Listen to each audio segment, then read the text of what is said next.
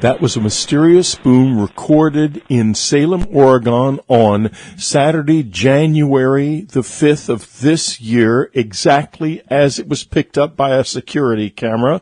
It's the type of sound Linda Moulton Howes and I are going to be discussing on Dreamland this week. And if you're listening to this edition of Dreamland, you're probably one of the 68,000 people a week who listen to Dreamland but do not support UnknownCountry.com. Go to UnknownCountry.com, click on the subscribe tab. It's just $3.95 a month, $12.95 for 3 months. It's a great deal, a huge archive, a lot of fun, a lot of wonderful, mind-opening entertainment and rich speculation of a very valuable and unusual kind. But more than that, it helps us make possible things like this program that you are about to hear.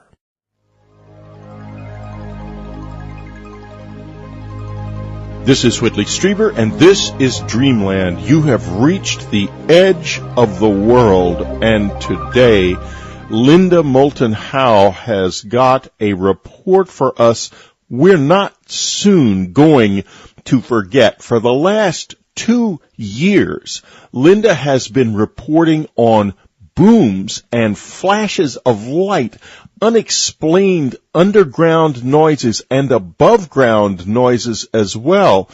Now, since October of 2012, in a dozen different places in the United States, this strange and eerie phenomenon has returned.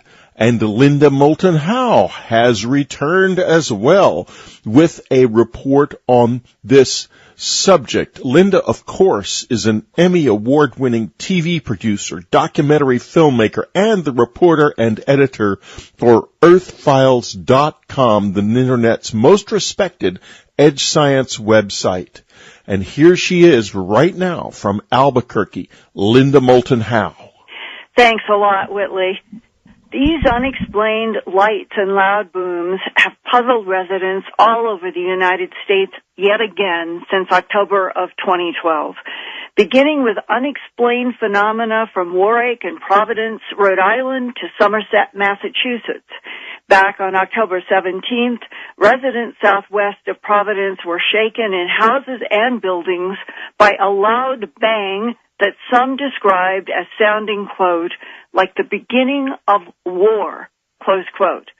Then on December 3rd at 11:25 p.m. Eastern, hundreds of people between Warwick and Somerset reported hearing the sound of a huge explosion and a bright flash of light. Authorities had no answers about what had happened. The next day, on December 4th, more booms were reported between 3 and 5 p.m. in Verde Valley, Arizona. That's about 100 miles north of Phoenix. Residents heard 6 or 7 fast, loud booms that scared them. But again, there was no explanation from government, military, or business authorities. A month later, right after New Year's, on Thursday night, January 3rd, people in Eagle River and Matsu Valley, Alaska, a few miles north of Anchorage, heard a loud rumbling boom. Elmendorf and Richardson Air Force bases each said they had no aircraft in the skies making sonic booms.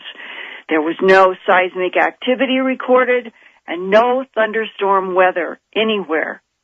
But 26 hours later, near Craig, Alaska, down the coast southeast of Anchorage near Vancouver, a 7.5 magnitude earthquake hit at midnight local time going into Saturday, January 5th. Also, not long after midnight on January 5th, same day as the Alaska quake, back across the United States all the way to the East Coast in Salem and Marblehead, Massachusetts, residents called 911 at 1:30 a.m. to report a very loud, what they said, crack of lightning boom and bright flash of light that were caught on a video camera. I have that video at my news website, EarthFiles.com, in one of the boom reports recently about what happened in Salem, Massachusetts, and other parts of the country. And that same night, The weather was clear, and the Weather Service records confirmed there was no rain, no thunderstorms anywhere in that region. 3 days later, on Tuesday, January 8th, loud booms and bright flashes of light were reported over at least 40 square miles in the tri-state region of Indiana, Illinois, and Kentucky, and further west in Utah's Weber and Utah counties north and south of Salt Lake City, the same time, but miles and miles and miles apart. At his home in Cedar Hills, a small suburb 15 miles northwest of Provo, 35-year-old James Brown was caring for his newborn son and 2-year-old toddler, while his wife Amy worked at a local elementary school. The couple moved there 3 years ago and had never heard or seen anything as strange as the booms and the bright light flashes that repeated from Tuesday, January 8th to Thursday, January 10th, both day and night. Even stranger was a week before, on New Year's Day, the family was driving home from holiday celebration at a relative's house. They were driving through American Fork to get to their Cedar Hills home when suddenly pumpkin orange lights in the pattern of a triangle appeared not far above their car and caused Jim Brown to pull over to the side of the road in amazement.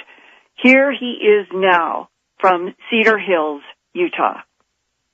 We were driving by there, and within about 200 to 300 feet of us, less than a football field away, right above us were these bright orange lights. And I pulled the car over, rolled the window down, and my wife was looking through the windshield, and there were 3 lights, 3 orange globes, in a triangle formation. And I would say they were stationary when we first saw it. Hard to tell how large it was because it was at night. Stayed stationary for about 10 seconds. So the triangle pivoted, staying in the same triangular shape, but it pivoted on the top light, and now it's in the sky horizontally. Exactly. So for 10 seconds it was stationary and made that pivot. The pivot was done in about a 5-second period. It was fairly quickly. At that point, it appeared to be flying off. I couldn't see if the lights were affixed to anything or not. It flew off at a pretty good clip. I would say probably less than 100 miles an hour, but close to that. If you were picking a color, what orange would it be? It would have been about the same orange color as a pumpkin. When it was 50 to 100 feet above you, could you or your wife hear any sound? Absolutely no sound at all. And you opened the door or the window? Yeah, when it was pivoting, I actually opened the door and stood up out on the street, tried to get a video of it, which didn't happen. Okay, and at that point you did not hear anything, even when it was pivoting? Nothing at all. You had a problem getting your camera? I didn't get it out in time. I didn't even get a picture of it. Okay, so now go forward in time from the 7 o'clock, January 1st, 2013, to the next event. Okay, the next event was the 8th. So Tuesday, my wife is a school teacher. She teaches 3rd grade. She was in school teaching, and I was home with my 2 kids. It was in the early afternoon, and my infant was asleep, and I was getting ready to put my 2-year-old in bed. I thought there was an earthquake. It was a boom that lasted for about 5 seconds, the boom and a rumble. The University of Utah has online seismic tracking. I pulled it up. There was nothing recorded. It was weird.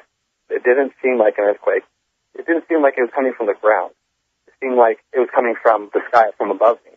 It was a deep rumbling, but from the sky. I heard 3 of those in the next 2 hours. The 3rd one shook my house, my windows. It lasted for 20 seconds, and I thought we were getting ready for a major earthquake. It was very unnerving. What times would the 3 events on January 8th have been? Started at 1 and it went till about 3. And about how much time in between each one? Well, there were 3 events in those 2 hours. The first one happened, and the next one happened about 45 minutes after that. And then the 3rd one happened again about a half an hour after that one. And each time it was stronger? The 3rd one was the strongest for sure. The first 2 were about the same. They lasted for about 5 seconds. Very loud. Seemed sonic. Like there was a war happening above me is what it sounded like.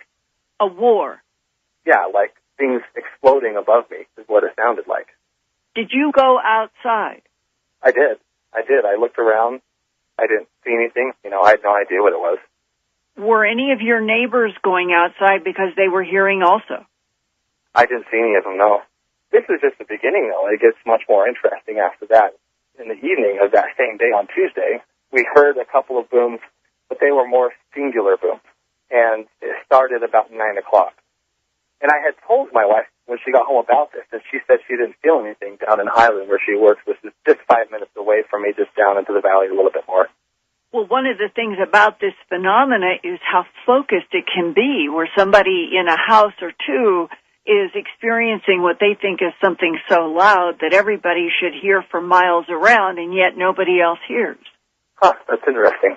Yeah, and it's in the evening of January 8th, and your wife is home, and your children. What is it that now happens at around 9 p.m.? Well, now we started hearing several booms, and there were some that I said were singular booms, like a boom, like an explosion, so there's no rumble. And then there were other occurrences where it was a rumble. The first couple that I heard, I said, because I had told my wife about it earlier in the day, she said she didn't hear anything or feel anything. The first couple I heard, she didn't notice. And then all of a sudden there was one that was a loud rumble. It took the house a little bit. She was like, okay, yeah, that's what you're talking about. Right. And that was after 9. And it continued, I would say, 4 to 5 instances between then until a little after 11. And a little after 11, we were upstairs in our bedroom watching TV, and we were just getting ready to go to sleep. In our windows, we have a fairly large window that faces directly east. We have our wood blinds closed with our curtains over the top of that, because we have a street light right outside of our house here. There was a flash, as if somebody was standing on our roof next to our windows with a camera, with a flash on a camera right in our window. It was extremely bright. In that clear, still night, Jim Brown's wife, Amy, also saw the bright flash of light at their bedroom window, followed by a loud boom that scared her. All of a sudden there was a flash outside, as if there was someone, taking a picture outside of the house. Mm-hmm. This really random flash, almost like lightning almost, too, but there was no thunder. It was clear weather. Yeah, and there was the loud boom, and then that loud rumbling again afterwards. When you heard the booms, what would be the closest emotion or thought about what was happening that came into your mind? I was scared. I was scared for the safety of my family.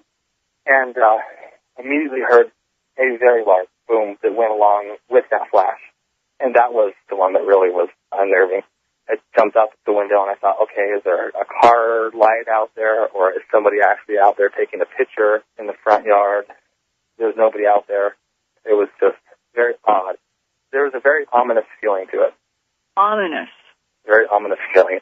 Like something's wrong. It felt like I was a 5-year-old who was asked to go down into the dark, scary basement to get something and saw something and had to run out of the basement. It was that type of a feeling. It was just ominous. Something's wrong, something almost like you want to go into fight or flight mode, but there's no explanation as to why. That was around 11 p.m., the flash of light at your window and the ominous feeling. What else happened? Well, we did watch TV for a little bit longer. My wife fell asleep.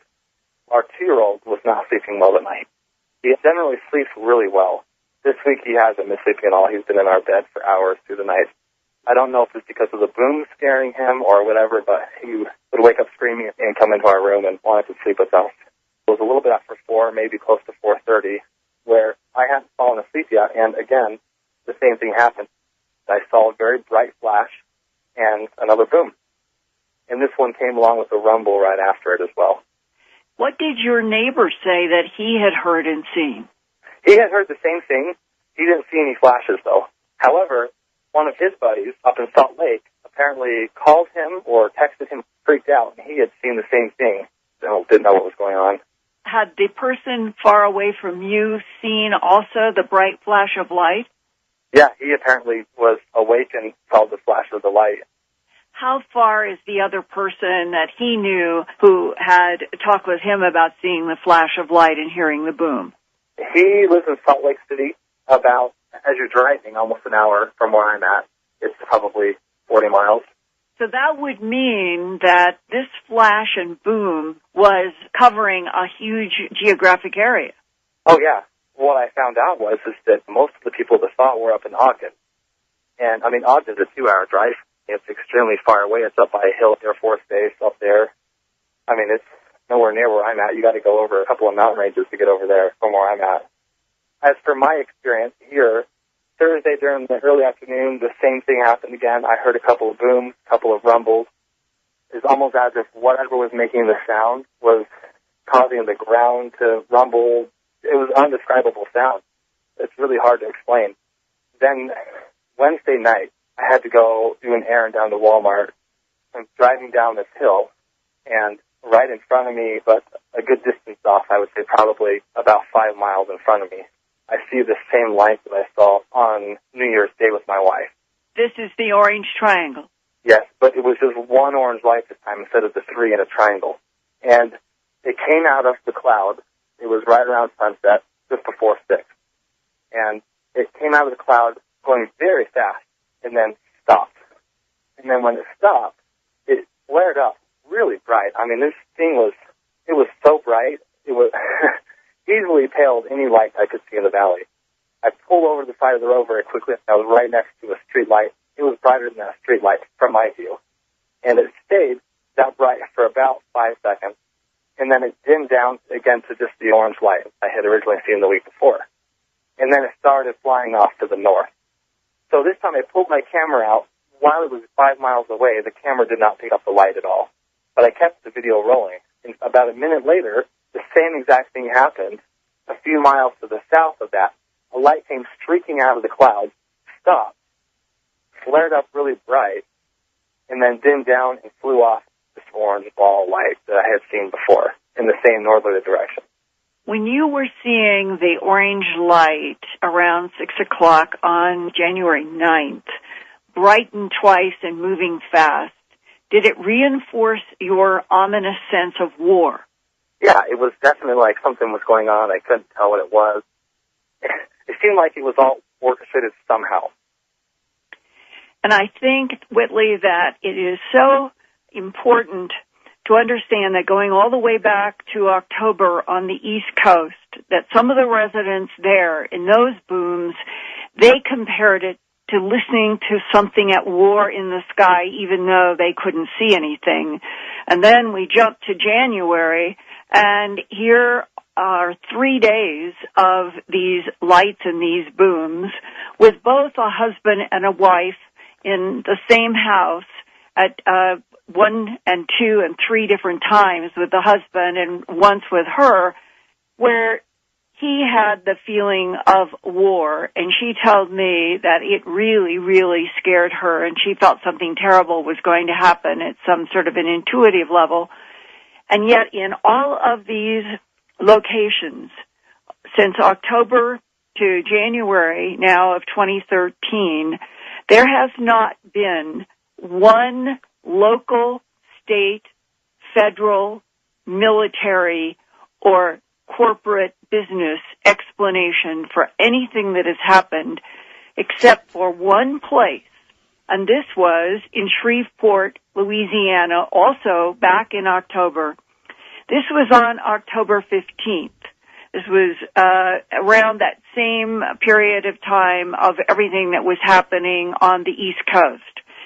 And at approximately 11:28 p.m. Central on Monday, October 15th, the Shreveport, Louisiana National Weather Service captured, quote, these are their words from their website, a mystery object flying on radar and then, unquote, allegedly moving from one part of the suburb northeast across I-20, all in the Shreveport area. And they show on a map the area, and on top of that, they show a 3-dimensional radar that was calculated in the Weather Service of it looks sort of oval and solid and 3-dimensional, and I have the original National Weather Radar image of this at earthfiles.com. What is important here is that this was posted This was discussed on local television all over the Shreveport, Louisiana area. It was at the Weather Radar website. And it took about 24 or 30 hours with no explanation, with all of these people hearing and seeing a boom, and then the Weather Service showing this 3D radar. And finally, the Camden-Minden Army Ammunition Plant, 30 miles northeast of Shreveport, in all of this activity, they went on the record as saying, quote unquote, a large bunker explosion happened near the border of the ammunition plant, close quote. Now, what is so fascinating is how many emails I received at earthfiles.com after I posted this loud boom and 3D radar mysterious aerial object in northwest Louisiana. And they boil down to this one. Hardly anyone here believes the cover story of a bunker explosion, close quote. When the local residents themselves are so strongly coming forth arguing with a 24 to 30 hour later explanation in that case, it sums up what has been going on for 2 years. The phenomena is real. It's been videotaped. There are people, and that includes audio, and there are people now all over the United States, some parts of Canada, some parts of Europe, that have heard and experienced this phenomena. And yet today, in January of 2013, there has not been one comment from Homeland Security. And you would think that with these many pieces of booms being reported to police, fire, 911, military bases being called, TV and radio in every local area are making dozens of calls saying what has happened. We have hundreds of reports. There has not been a single comment from Homeland Security, FEMA, or this administration, which in a way, as a reporter who's trying to keep up with what is happening on this story that is not being covered by CNN, the networks, and cable, that this is persistent, it is periodic, it is loud enough to scare people, give people the impression of a war in the skies above them, and last year people were getting what they said were shocks to their feet below ground.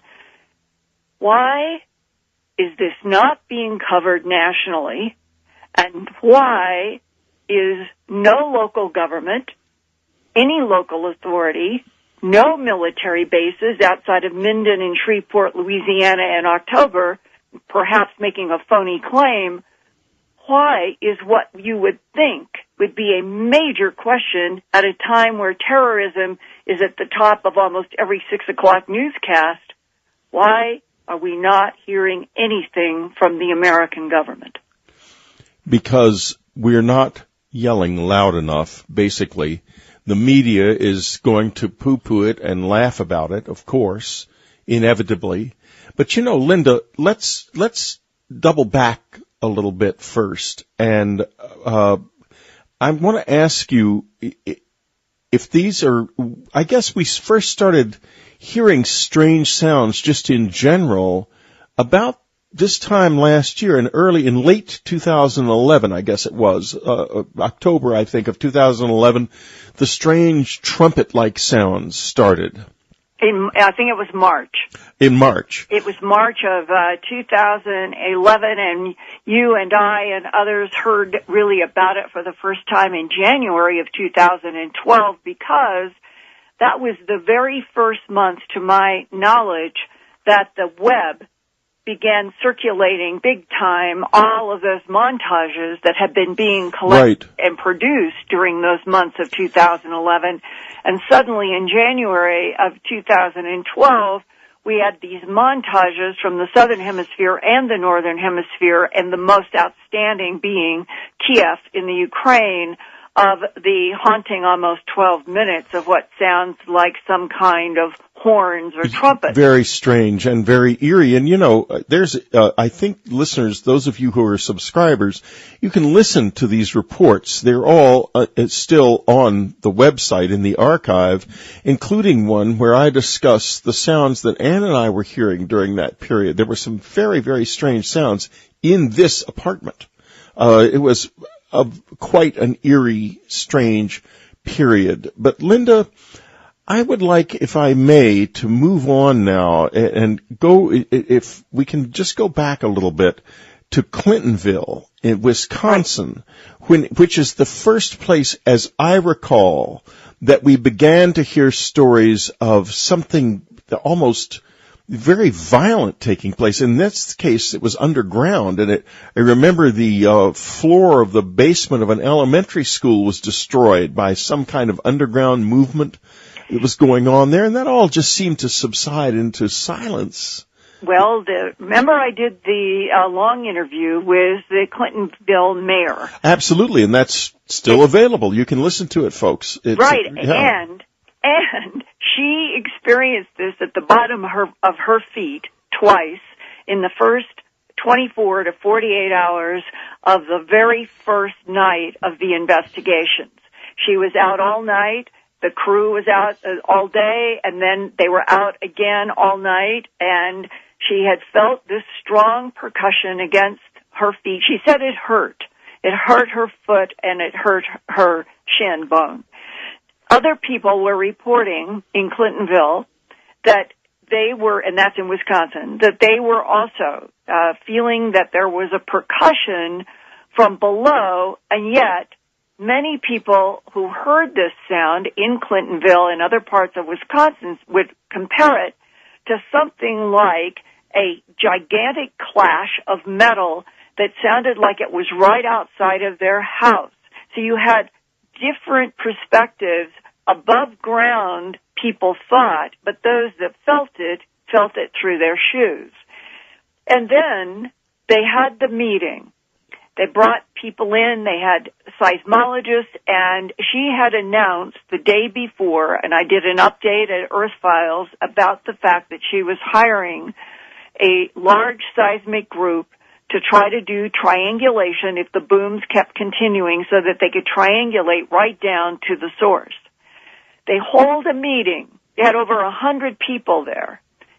And instead of introducing the seismology group as, this is what we're going to do, this is what we're going to investigate, they said that a 1.4 seismic event that had occurred earlier a week before was responsible for all of the loud booming activity. Which was just stupid. I mean, how dumb do they think we are? What happened after this was that all of the people who were in that meeting from the local residents who had been knocked out of bed and had heard this and their houses had shaken, they knew that when that 1.4 magnitude earthquake had occurred, there was not one single anything that was registered physically anywhere in Clintonville or any place else.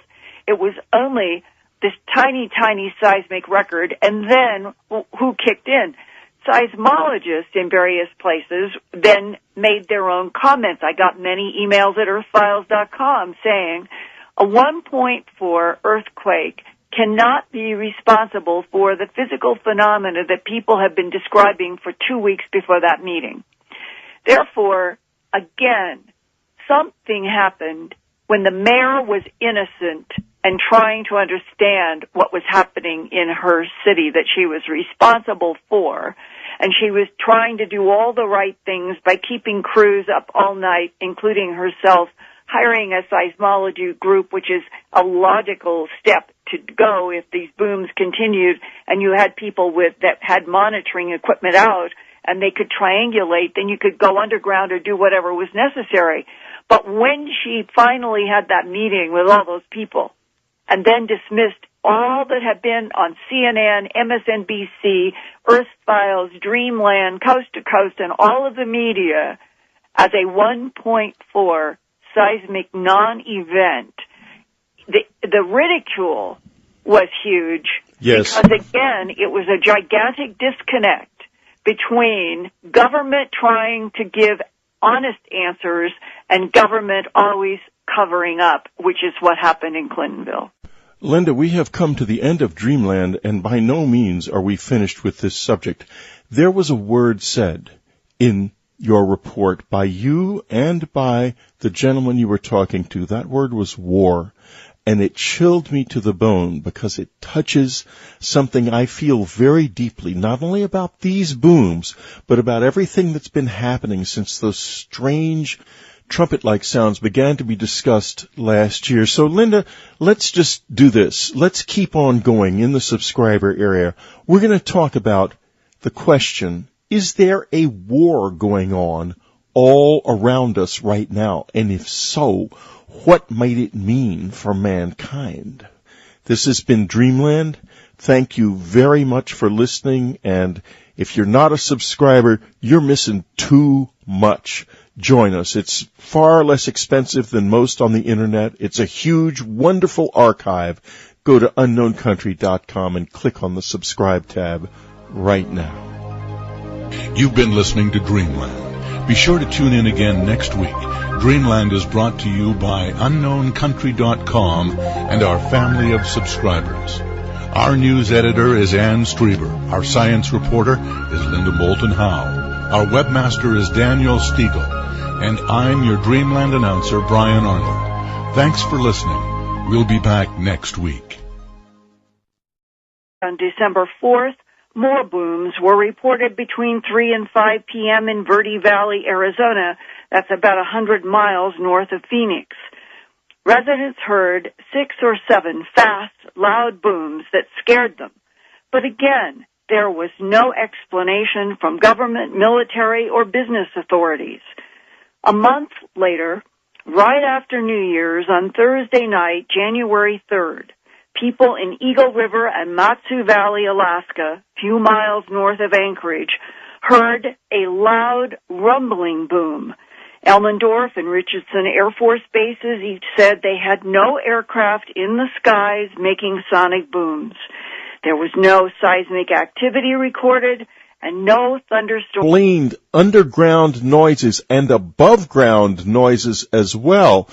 Now, since October of 2012, in a dozen different places in the United States, this strange and eerie phenomenon has returned. And Linda Moulton Howes has returned as well with a report on this subject. Linda, of course, is an Emmy award-winning TV producer, documentary filmmaker, and the reporter and editor for EarthFiles.com, the Internet's most respected edge science website. And here she is right now from Albuquerque, Linda Moulton Howes. Thanks a lot, Whitley. These unexplained lights and loud booms have puzzled residents all over the United States yet again since October of 2012, beginning with unexplained phenomena from Warwick and Providence, Rhode Island to Somerset, Massachusetts. Back on October 17th, residents southwest of Providence were shaken in houses and buildings by a loud bang that some described as sounding, quote, like the beginning of war, close quote. Then on December 3rd at 11:25 p.m. Eastern, hundreds of people between Warwick and Somerset reported hearing the sound of a huge explosion and a bright flash of light. Authorities had no answers about what had happened. The next day, a lot of fun, a lot of wonderful, mind-opening entertainment and rich speculation of a very valuable and unusual kind. But more than that, it helps us make possible things like this program that you are about to hear.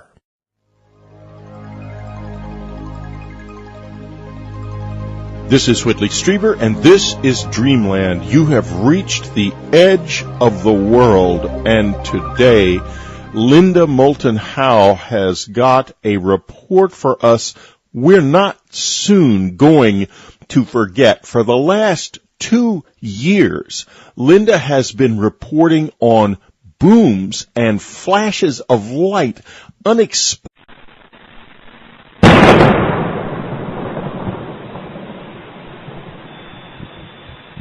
That was a mysterious boom recorded in Salem, Oregon on Saturday, January the 5th of this year, exactly as it was picked up by a security camera. It's the type of sound Linda Moulton Howes and I are going to be discussing on Dreamland this week. And if you're listening to this edition of Dreamland, you're probably one of the 68,000 people a week who listen to Dreamland but do not support UnknownCountry.com. Go to UnknownCountry.com. Click on the subscribe tab. It's just $3.95 a month, $12.95 for 3 months. It's a great deal, a huge archive,